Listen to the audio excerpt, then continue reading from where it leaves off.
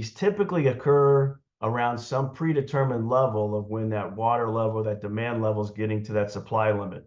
In ERCOT, for example, it starts to kick in when demand gets to within 3,250 megawatts of that supply line of generation. Another leveler hits at 3,000 megawatts to that supply limit. Another leveler hits at about 1,750 megawatts to the supply limit. Each progression of these levers is more and more of the last bastion of resources that ERCOT can count on by these voluntarily provided users of power who have said, I can pause my business for a little while. I can bring that water level, that demand level down in the room. I can create headroom for ERCOT or PJM or any CAISO or whoever these programs are for.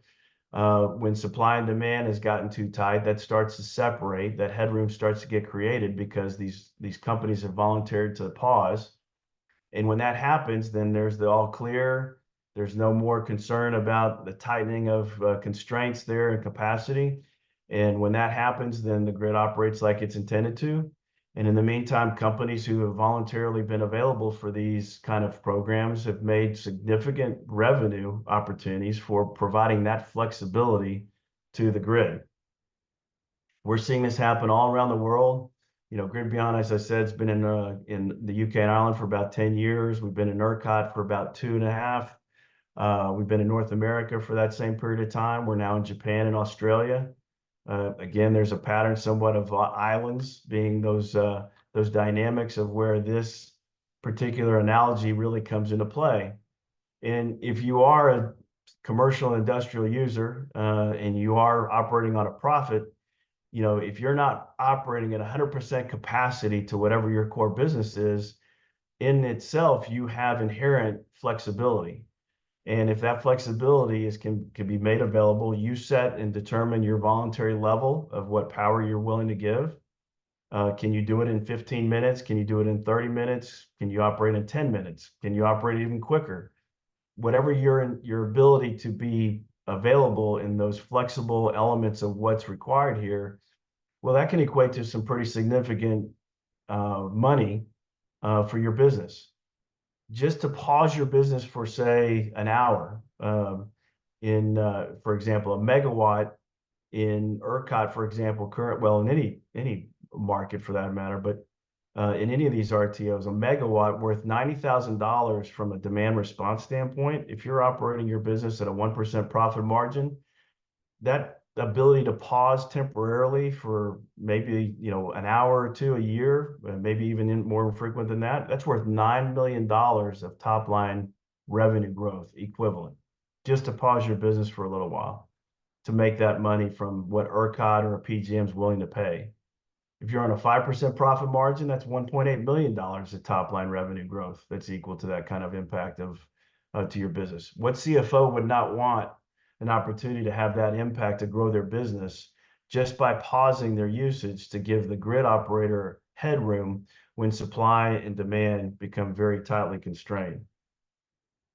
So that's the dynamic of what's occurring. I know we only had 15 minutes to cover this, but depending on the industry, there's flexibility that varies by industry, by business.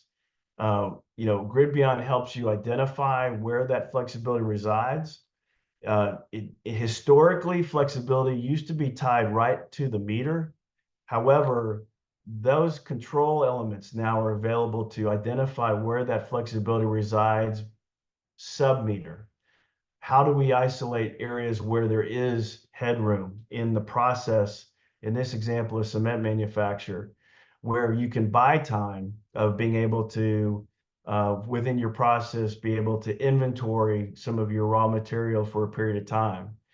Any areas you can find flexibility or headroom in that predicament is monetary value the grid operator is willing and wanting to pay to give that headroom back to the grid when these scenarios occur, when wind stops blowing, when the sun stops shining. When those elements are created, that headroom is worth a lot of money to these grid operators. And as a user and your ability to identify and capture that flexibility, you can be rewarded very handsomely for being able to give that flexibility back to the grid. So I have done these speed dating sessions before, so I'm trying to get a lot of information in a very short period of time. Ideally, we'd like to spend more time with you and get into the more details about what your own unique operations are. But any questions as we kind of look to wrap up or chat a little more?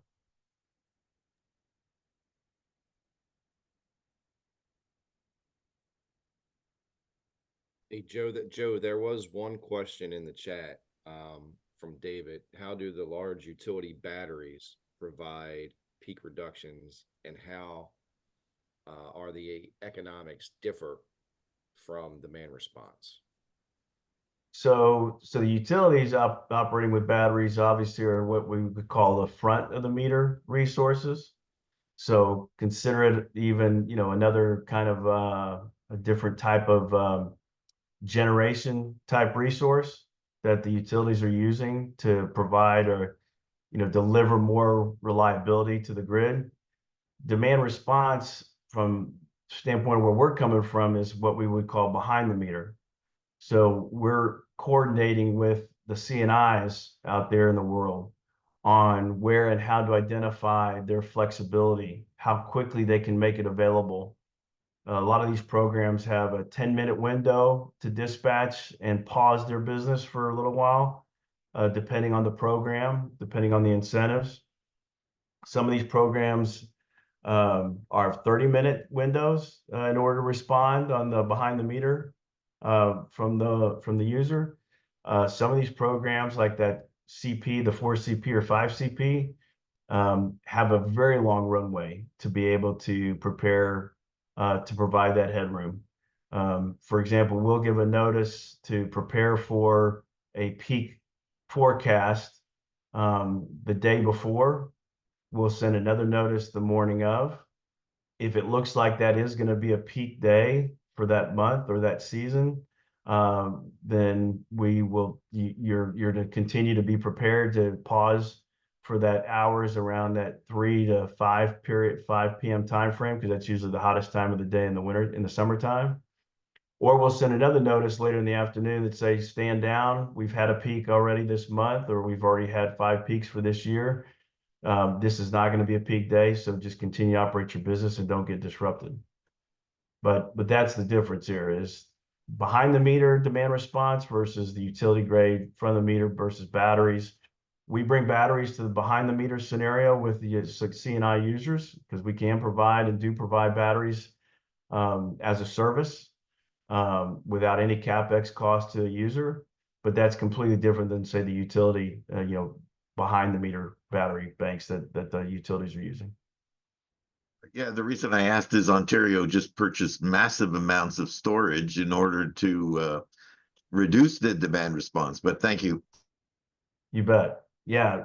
Ontario just did a massive change in their virtual power plant kind of scenarios there that have taken the need for you CNIs to invest in their own batteries and be able to accomplish something similar with a virtual power plant kind of scenario there that has made things completely different. You're certainly right, David.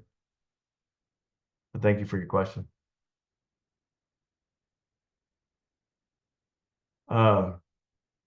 So I don't know if Jessica's still on. You guys rotate around to other sessions, or you're able to chat a little more here with this session. I know this was scheduled to go from 11:30 to 11:45.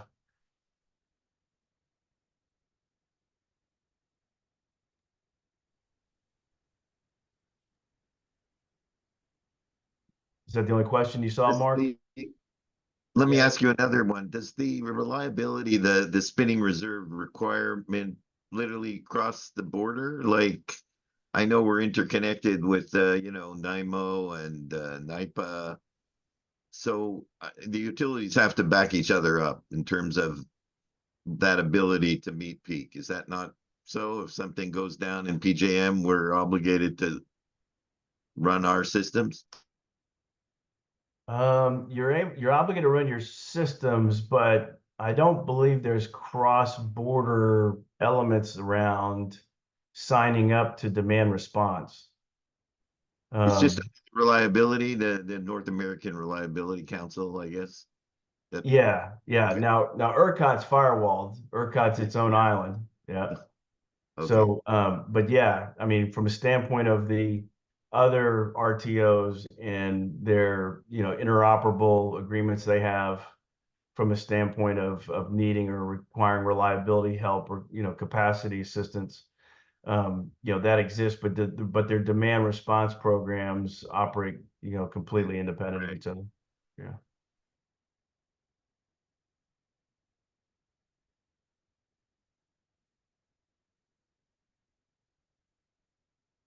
Sean is a colleague of mine, so is Mark on the call. And any other comments or inputs that you guys might add or the thoughts that came to mind as we're reviewing this?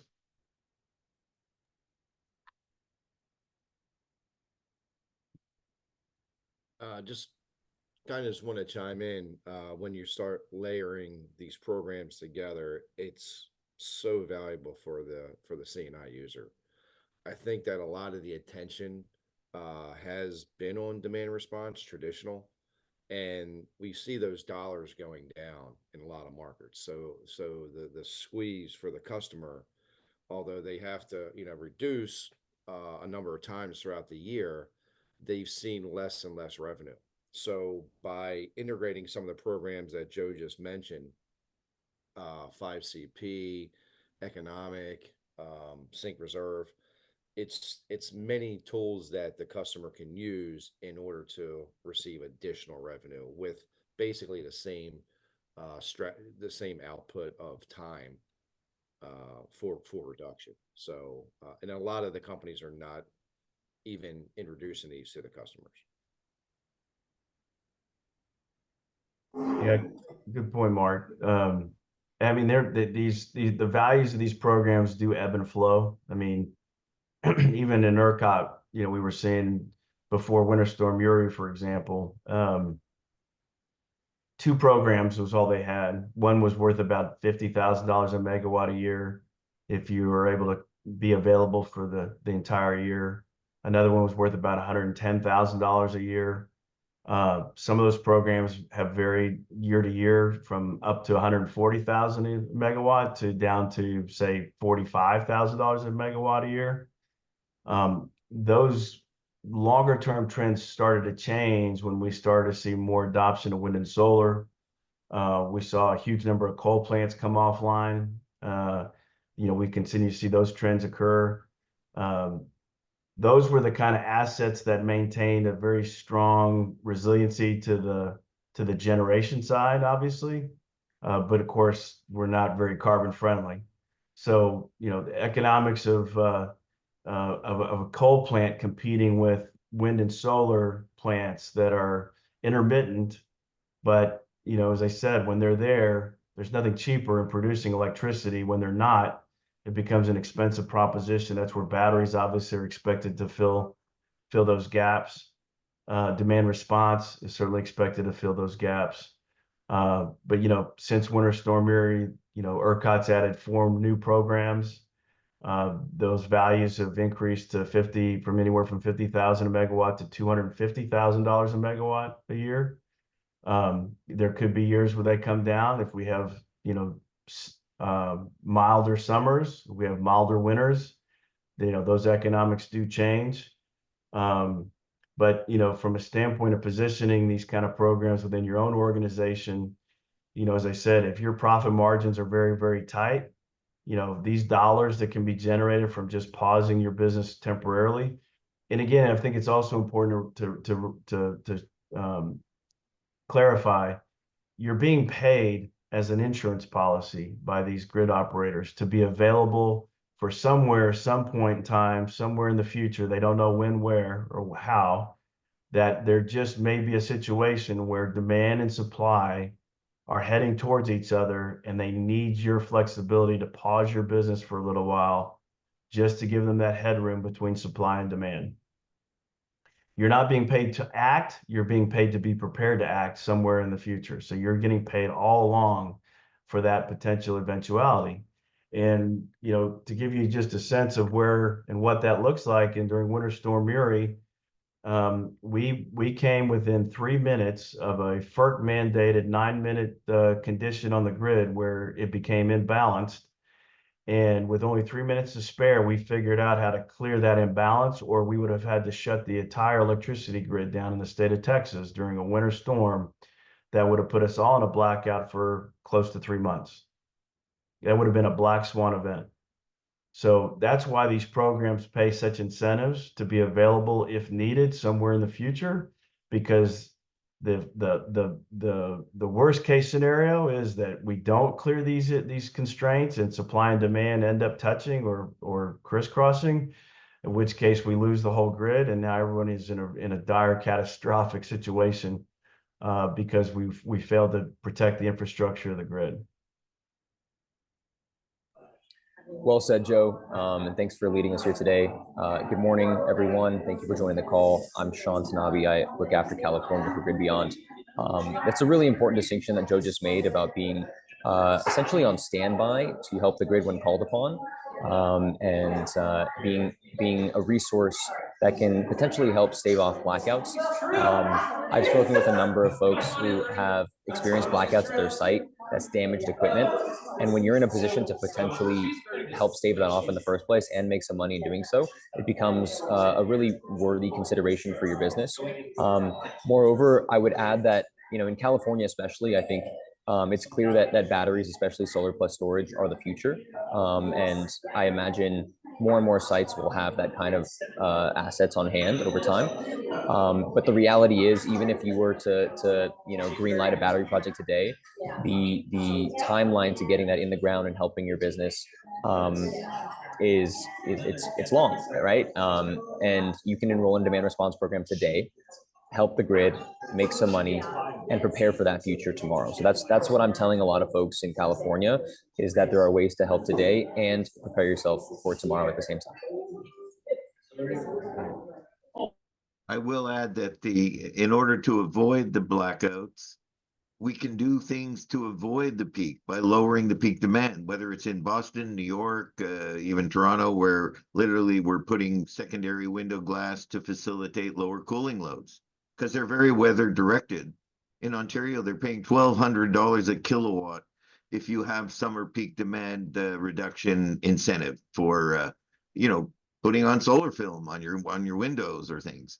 I think we have to lower the loads, especially as we electrify and add all the EVs to the load and try to double the grid in 15 years.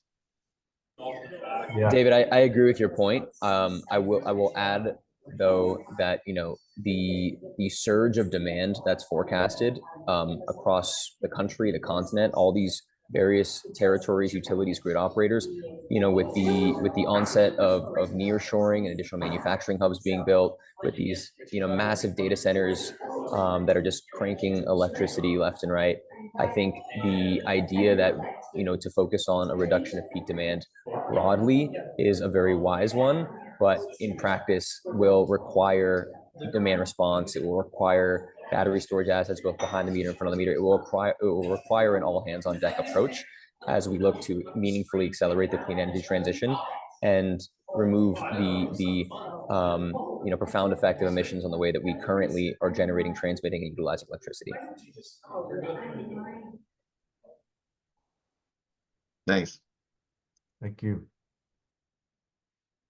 Okay, well, I think we're 15 minutes past. Again, I'm not sure these virtual rooms work, but do appreciate everyone grabbing some time with us. I think we've got our links into E+E as far as how to reach out and have a deeper conversation. We'd love to talk with you more and see if we can help you with capturing some pretty tremendous revenue opportunities, and at the same time helping you monitor to reduce carbon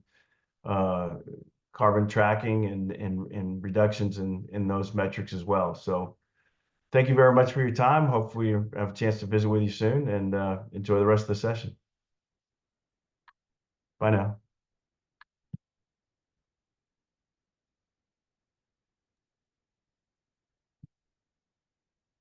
Good stuff.